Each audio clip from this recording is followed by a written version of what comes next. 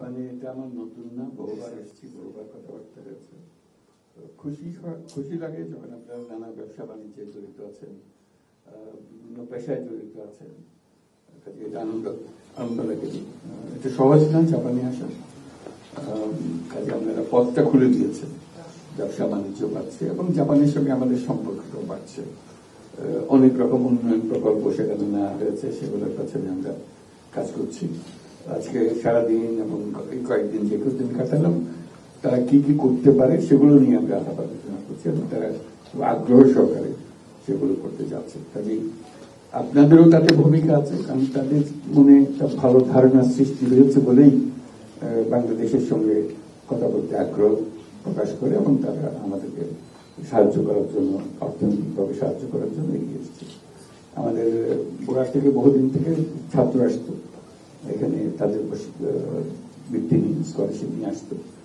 তাদের অনেকে এখানে পেশাজীবী হয়ে থেকে গেছে, তাদের সঙ্গে আমাদের পরিচয় আছে। আপনারাও আসা যাওয়া করেন, তারা আসা যাওয়া করেন, সেটা ভালো সম্পর্ক। এবার নতুন যেটা হলো, এটা যে বললেন যে লোক নেওয়ার ব্যাপারে, এটা নতুন একটা দিগন্ত খুললে ইতিমধ্যে কিছু হয়েছে, ভবিষ্যতে আরো হবে। আজকে 2টো চুক্তি শুরু হয়েছে, 2টো চুক্তির অধীনে 1 লক্ষ লোক তারা নেবে।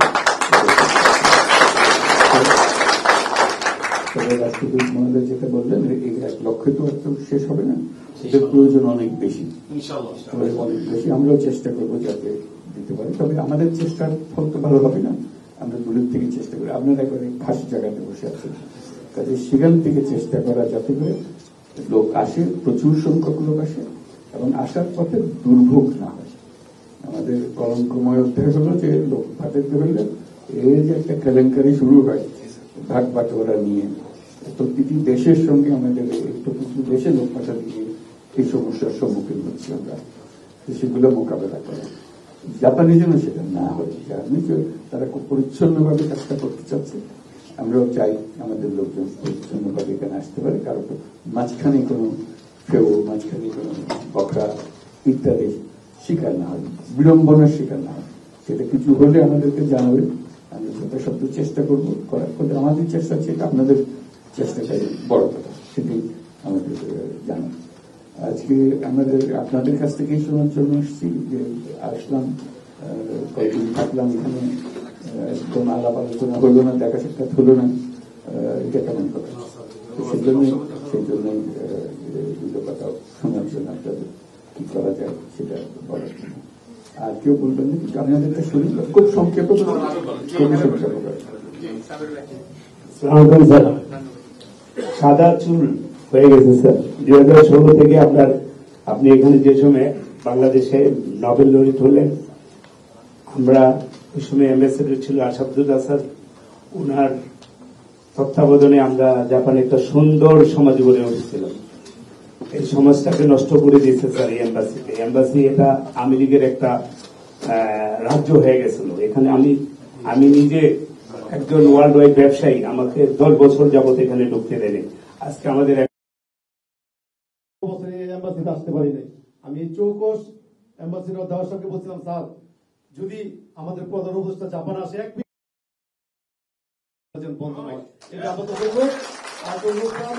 আমরা আপনি যারা বাংলাদেশ, আপনার জন্য যে আমাদের যে নির্বাচন আপনি দিবেন বলছেন ডিসেম্বর এবং জুনের ভিতরে, ইনশাল্লাহ ডিসেম্বর আপনি যেখানে আপনি নির্বাচন দিয়ে সুন্দর একটা সরকার ভুল করেছে, আপনাকে কষ্ট দিয়ে তারা কিছু করতে পারেনি। জাপান আপনার সম্মান অটুট রেখে মাহাথির মোহাম্মদ মালয়েশিয়া তৈরি করেছে, আমরা আপনাকে দিয়ে বাংলাদেশ তৈরি করতে চাই, বাংলাদেশ।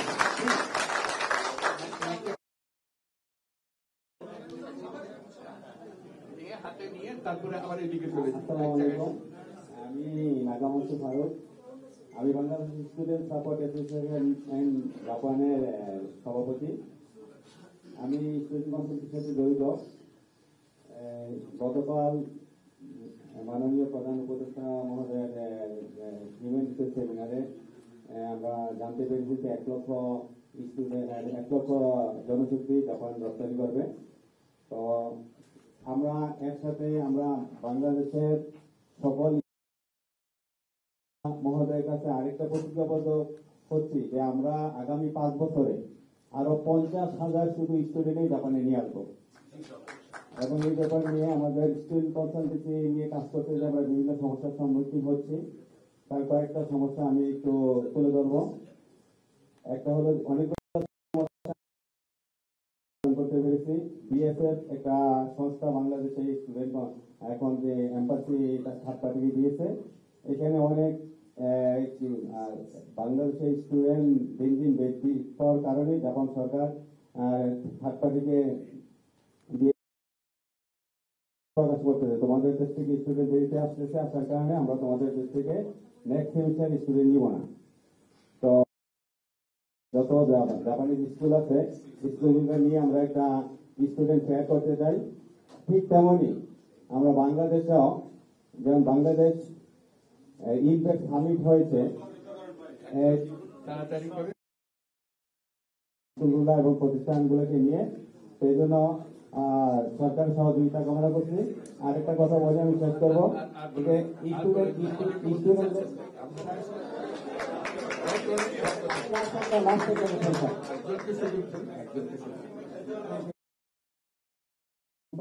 ইসলামিক কালচার এবং আমাদের বাংলাদেশি কালচার শিক্ষাদান করি।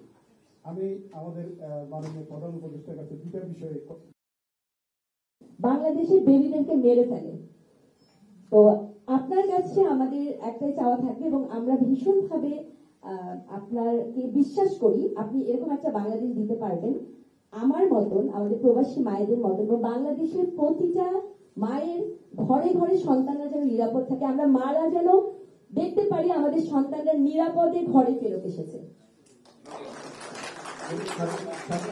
ছাত্র আছে এখানে যারা লেখাপড়া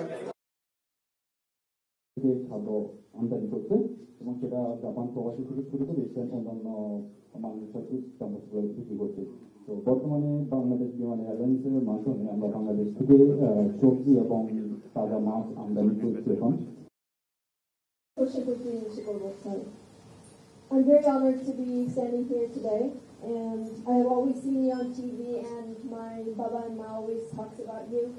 So I've grown up seeing you, and you're my idol.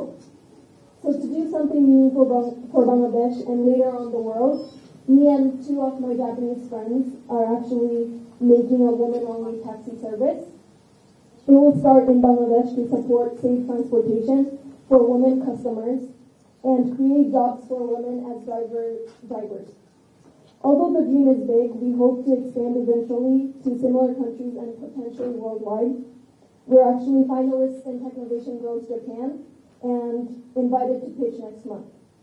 We are really passionate, but since we're still students and have just started out and working from Japan, we'd love to know, as a global leader, do you have any advice for young people like us trying to make real change, especially in countries we deeply care about, but don't live in full time?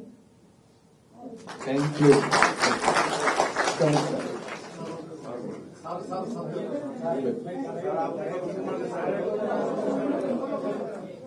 Hello sir, আমি মার্কশিপ, আমি Tokyo international ইউনিভার্সিটিতে আমার ইকোনমিক্সে পড়ার পিছে আপনি অনেক বড় ইন্সপাইরেশন। আমার একটা খুবই ফান্ডামেন্টাল কোয়েশ্চেন আছে, সবাই স্টুডেন্টকে জাপানে আনতে চায়, বাট আমি বাংলাদেশে আবার ব্যাক করতে চাই, কিন্তু একটা রাষ্ট্র হিসেবে আমার কাছে মনে হয় আমরা যারা এখানে স্টুডেন্ট বসে আছি সবার একটা কনসার্ন হচ্ছে দেশ হিসেবে আমরা কখনো সোশ্যাল সিকিউরিটি, অর্থনৈতিক সিকিউরিটি, আমাদের লাইফের সিকিউরিটি, আমাদের পলিটিক্যাল সিকিউরিটি আমরা কোনো সিকিউরিটি পাই না। এই জন্য একটা বড় কারণ, অনেকগুলো কারণের মধ্যে একটা কারণ আমরা বাইরে চলে এসেছি, বিভিন্ন দেশে আমরা চলে গিয়েছি। তো রাষ্ট্র হিসেবে আমরা কবে বাংলাদেশের থেকে সেই সিকিউরিটিটা পাবো? এবং বিদেশের মাটিতে ব্যবসা করাটা অনেক বেশি জটিল জাপানের আইন অনুযায়ী।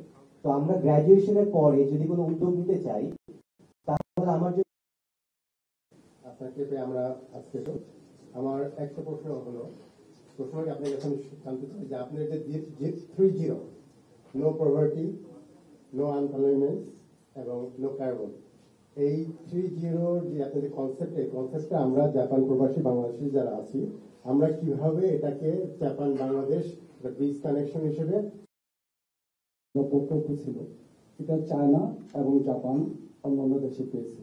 আমি শুধু এখানে একটা কথা আপনাকে বলবো, এটা আমার নিজের অভিজ্ঞতা থেকে, জাপান যত মেগা প্রকল্প করেছে ওরা শুধু ম্যাক্সিমাম হেড অফ পার্সন যারা ইঞ্জিনিয়ার থেকে উপরে লেভেলের 10 জন লোক, এর থেকে বেশি এরা নেয় না। লোকাল বাংলাদেশের সব স্টাফ তারা ব্যবহার করে। চাইনিজরা দেখেন ওরা আপনার কনস্ট্রাকশন ইকুইপমেন্ট থেকে নাট বোল্ট থেকে সবকিছু চায়না থেকে নিয়ে আসে। আমাদের দেশে কোনো কর্মসংস্থান হয় না চায়না প্রজেক্টে। এটা আমি নিজের অভিজ্ঞতা থেকে, আমি নিজের ইকুইপমেন্ট নিজে বাংলাদেশে রেন্ট দিই। আমি একজন সিআইপি 2 দুইবার এই সরকার আপনি আমাকে সিআইপি করেছেন, তার জন্য অনেক ধন্যবাদ। আমি বিশেষ করে দেখেন যমুনা এবং ইসের বিদ্যুৎ তিনটা যে ব্রিজ হয়েছে, এখানে কিন্তু জাপান প্রজেক্ট থেকে 700 কোটি টাকা তারা বাংলাদেশ সরকারকে ফেরত দিয়েছে। চায়না কোনো কোম্পানিতে আজ পর্যন্ত প্রথম হলো যে আপনাদের সঙ্গে দেখা করাটাই আমার মূল লক্ষ্য ছিল, যে আলাপ করা, দেখা, আপনাদের খবর নেওয়া, এবং আপনাদের খবর নেওয়ার জন্য আমাদের রাষ্ট্রদূত মহোদয় আছে, সরকারের কাছে যত আবেদন নিবেদন আছে ওনার মারফতেই যাবে, যথাযথ মন্ত্রণালয়ে যাবে। তো আজকে যেহেতু সরাসরি আপনাদের সঙ্গে দেখা হচ্ছে, জেনে নেওয়া সমস্যাগুলো, আজকে আবার কিছু জেনে গেলাম, সেগুলো আমাকে সংগ্রহ করে সবাইকে আমাকে দিলে আমি মন্ত্রণালয়ের কাছে শুনবো যে কি ব্যাপার, ওনারা যেগুলো বলছেন সেগুলো কি হলো।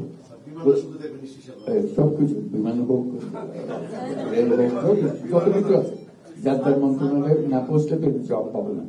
আমি মুখে বললে তো এটা কথার কথা বলে, এটা কোনো বৃত্তি নেই। তাকে বৃত্তি করার জন্য এগুলো ওনাদের কাছে পৌঁছে দেবো, ওনার সচিব রাষ্ট্রদূত মহোদয়ের কাছে জানিয়ে দেবেন। উনি হলেন আপনার সরকারের সঙ্গে যোগসূত্র, ইনি হলেন সরকার জাপানি, কাজে বাংলাদেশ সরকার যত কিছু আছে উনি হলেন তার প্রতিনিধি, যার কাছে সমস্ত সমাধান। আমাদের যেটা আলাপ হলো সেটা যেহেতু এসেছি আপনাদের সঙ্গে দেখা করা এবং বলা যে আপনারা এখানে আছেন বলে জাপান সরকার আমাদের প্রতি এত সদয় এবং সহানুভূতি আমাদের কাছে দেখায়, যেহেতু আপনাদের সঙ্গে তাদের পরিচয় আছে, দেখা সাক্ষাৎ আছে। ভবিষ্যতে আরো কত কি করা যায়, যে আমাদের উপরে যেগুলো বলছেন সে আমাদের অংশটা আমরা অবশ্যই করবো, কিন্তু আপনাদের অংশটা একটু জোরদার করতে হবে। কারণ এখানে আপনারা আসছেন, ব্যবসা কিভাবে বাড়াতে হবে সেটা উদ্যোগ আপনাকে নিয়ে, ওখান থেকে বসে গিয়ে আমরা ব্যবসার কথা বলতে পারবো না। ওই যে ছাত্র বললো যে ওইখানে পরিস্থিতি ঠিক করে দিলে আমরা আসবো, তো আমরা তো ওটা পারবো না। সারা দেশ একজনকে নিয়ে যাওয়ার জন্য সারা দেশ পাল্টে ফেলতে পারবো না। দেশ যেভাবে আছে ওইভাবে যেতে হবে, ওইখানে গিয়ে দেশ মেরামত করতে হবে। এখান থেকে দেশ মেরামত হবে না। কাজে ওইখান থেকে বললাম যে আপনারা ঠিক করে দেন, আমরা আসছি, ওটা ঠিক হবে না। বরং আমি দেশের নাগরিক হিসেবে আমার দায়িত্ব আছে। আমি এখান থেকে যেটা দেখছি, আমি দেখছি যেটা ঠিক হচ্ছে না, কাজে নাগরিক হিসেবে আমি দায়িত্ব নিলাম যে আমি যাবো, আমার অংশ আমি পালন করবো, আমি চেষ্টা করব আরো 10 জনকে আমার সঙ্গে করার জন্য, যাতে করে এটা সংশোধন হবে না কেন। এই সংশোধন করার ব্যাপারে এটা সারা দেশ লাগে না, একজন উঠে দাঁড়ালেই হয়, একজনের জন্যই দরকার। আমি মনে করার কিছু নাই যে হ্যাঁ আমি একা গিয়ে কি করবো, এই একার থেকে শুরু, একজন থেকে শুরু হয় সবকিছু। এই যে এত বড় বড় আন্দোলন হলো, এবার হয়তো একজন দুজনেই ছিল শুরুতে, তারপর আস্তে আস্তে বাড়তে আজকে পুরো দেশে বাড়তে পেরেছে। এই যে ছাত্ররা প্রাণ দিল, তাদের মনে যে স্বপ্ন, সেটা কিভাবে আমরা বাস্তবায়ন করি, সেই বাস্তবায়নের অংশীদার হতে হবে আমাদেরকে। আমরা দূরে থেকে শুধু জানলাম, বুঝলাম, আমাদের ভূমিকা, আমরা এখানে আছি বলে ওইটার অংশ নই, এটা মনে করা ঠিক হবে না। আমরা বাংলাদেশে আপনাদেরও বন্ধু বান্ধব আত্মীয় স্বজন সবাই আছে ওখানে, আপনারাও মাঝে মাঝে যাচ্ছেন, আপনাদের ব্যবসা বাণিজ্য আছে, কাজে সবটা মিলিয়ে একসঙ্গে আমাদেরকে কাজ করতে হবে। তো আপনাদের সুবিধা হলো জাপান সরকারের উপরে আপনাদের প্রভাব বিস্তার করা, কোথায় কি হচ্ছে, এই যে নতুন লোক দিচ্ছে, ভাষা শেখা ইত্যাদি ইত্যাদি, কিভাবে সহজে করা যায়, সঠিক পন্থা কোনটা। কারণ আমাদের যতটাই সুবিধা আসে এর মধ্যে ফেউ বেরিয়ে যায়, উল্টো হতে নিয়ে যাওয়ার জন্য ফিরেছে, এইটা আমাদের নষ্ট করে তারপর জাপানিরা যদি দেখে যে এরা সবসময় গোলমাল করে, কাজে ওদেরকে আসতে দেওয়া হবে না। এরকম হয়েছে অন্য দেশের সঙ্গে, আমি ব্যক্তিগতভাবে জানি, তারা সমস্ত লোক নেওয়া বন্ধ করে দিয়েছে, বহুদিন ধরে তারা নিচ্ছে না। যখন তাদের সঙ্গে বৈঠকে বসলাম, তারা বললো যে তোমাদের সবকিছু বোমা, এই যে কাগজ দাও সেটা বোমা, নাম দাও সেটা বোমা, পাসপোর্ট দাও সেটা বোমা, এই বোমা লোকের সঙ্গে আমরা কিভাবে কাজ করবো, এত বিরক্ত হয়েছি। তোমাদের দেশ থেকে লোক নেওয়াই বন্ধ করে দিয়েছে, আমাদের বহু কষ্ট গেছে। এই লুৎফের দিকে এখানে আছেন, ওনাকে একদম লাগিয়ে রেখেছিলাম যে এইদের একটু কি সমস্যা, কিভাবে দরজা খুলতে পারি। উনি বাড়ি বাড়ি গিয়ে তাদের সবার সঙ্গে আলাপ করে, তাদের ভুলওয়ালা যারা আছে তাদের সঙ্গে আলাপ করে যে আমরা অতীতে ভুল হয়েছে, আমাদের দায়িত্ব হলো ভুল সংশোধন করে দেওয়া। সামনে যাতে এটা কম না হয়, বহু কষ্ট করে এখন সেই দরজা আস্তে আস্তে একটু খুলছে। এই হলো আমাদের মুশকিল, যেটাতে হাত দিই বেচাল, যেটাতে হাত দিই ভুয়া। কাজে এখন যে লোকানার রাস্তা শুরু হলো, আমার কিন্তু বড় সন্দেহ হচ্ছে এটার মধ্যে ভুয়া লোক ঢুকে পড়বে। ভুয়া লোক ঢুকে এই জাপানি সরকারের মধ্যে এমন মেজাজ খারাপ করবে, তা বলবো বাদ দাও, এদের বাদ দাও, দুনিয়া থেকে দেশ নেয় নাকি। আমরা আজকে বহুবার বুঝেছি তাদেরকে যে আমাদের ছেলে মেয়েরা কত সুন্দরভাবে কাজ করে দিতে পারে, তারা এফিসিয়েন্ট, তারা অন্যান্য দেশের কাজ করছে, তাদেরকে নিলে ভালো হবে, যত সম্ভব পারে তোমরা নাও। তারা বলছে আমরা নেব, সেই জন্য তাতে কোনো সীমা রেখা নেই, এর পরে নেব না, বা দেশওয়ারি কোনো কোটা নেই যে এত বাংলাদেশ থেকে এত আসবে, ওরকম কিছু নেই। এটা হলে আমরা কত সুন্দরভাবে করতে পারি, তাদের যেন মনের মধ্যে কোনো কষ্ট না হয়, যারা আসবে তাদের উপরে নজর রাখা, তারা এসে আবার বাজার করতে পারে, আসলো এক কাজে দিয়ে আরেক কাজে করতে পারবে, ক্রিমিনাল অ্যাক্টিভিটিতে জড়িত হয়ে বলবে, তখন জাপানিরা কি আর বাংলাদেশের দিকে নজর দেবে না? ওইটুকু ঠিক করে। আপনারা হলেন মুরব্বী, এখানে অনেক দিন ধরে আছেন, আপনারা মুরব্বী, আপনারা প্রতিনিধি, আপনারা আমাদেরকে গাইড করবেন রাষ্ট্রদূত মহোদয়ের মাধ্যমে, পলিসিগুলো ঠিক করবেন। এই যে এইটা পাওয়া যায় না, ওটা এনআইডি পাওয়া যায় না, এটা কথা হলো আজকের জমানায় এনআইডি পাওয়া যায় না, একটা সমস্যার কথা। তা আমরা প্রথম থেকে শুরু করছি যে এখন থেকে সবকিছু অনলাইন হবে। তো অনলাইন যদি বাংলাদেশে হয়, এখানে হওয়ার অসুবিধার কিছু নেই, পাসপোর্ট অনলাইন হবে, আপনি ঘরে বসে এখানে দূতাবাসে আসার রান্নার দরকার নেই। আমরা তো সব পরিপক্ষ মানুষ, আমি সব উস্তাদ সবকিছুতে।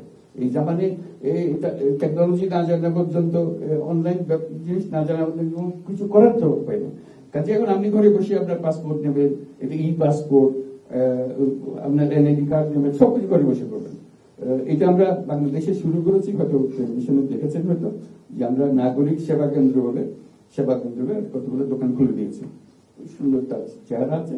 ওখানে ছেলে মেয়েরা তারা প্রশিক্ষণ প্রাপ্ত, তারা ব্যবসা করে। অর্থাৎ আপনি আমার কাছে পাসপোর্ট চান, আমি আপনাকে পাসপোর্ট দেবো, এরকম দোকান সব জায়গায় খুলে দেবো। আপনাদের এখানে দরকার আপনারা একটা খুলে নেবেন, এটা ব্যবসায়িক, এটা কোনো ওনার সঙ্গে আর কোনো সম্পর্ক নেই, এটা ব্যবসা। আপনি পাসপোর্ট দেবেন, আপনি ভিসা দেবেন, দূতাবাস পাসপোর্টের জন্য, ভিসার জন্য, রিনিউয়ালের জন্য, ট্যাক্স দেওয়ার জন্য, কোন কাজের জন্য আমরা বাংলাদেশে আগে শুরু করি, এখন তাৎক্ষণিকভাবে এখানে হবে, যতটুকু কিছু হয়। এবং আপনাদের এই ব্যবসায় যে নামতে চান, আমরা এই পাসপোর্ট দেবো, এই ব্যবসার জন্য তো যখন খোঁজ নেন ওরা কি করে, আমরা তো ব্যবসায়ীদের হাতে দিয়েছি, তাহলে আপনি খোঁজ নেন, সেই ব্যবসা আপনি এখানেই করেন।